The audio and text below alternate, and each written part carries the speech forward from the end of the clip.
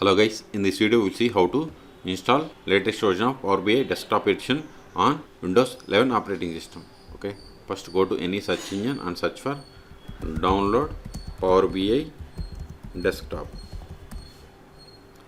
See here the first link, download Microsoft PowerBI Desktop from official website. Okay, I will keep this link in the video description. See here we have the Microsoft PowerBI Desktop.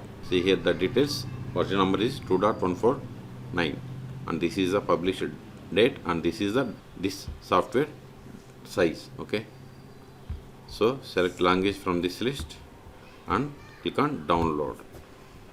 See, download started. Go to downloads. See here its size is 831 megabytes. Wait until download completes. Once download completes, then we will install this exe file. See, download is completed. Now click on this PowerBI Desktop setup.exe file. Select the language from this list. I am going to select English. Then click on next. Click on next. Select the license agreement by checking the checkbox and click on next. See, this is the installation location. If you want some other location, click on the change button and set the location. I am okay with the default, so click on next. If you want to create desktop shortcut, you have to keep the checkbox. If you don't want, unselect it. It is up to you. Then click on install. See, it's very simple and straightforward installation.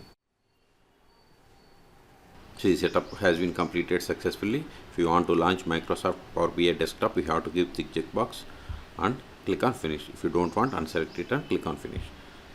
Now go to all applications, or you can search here for PowerBI.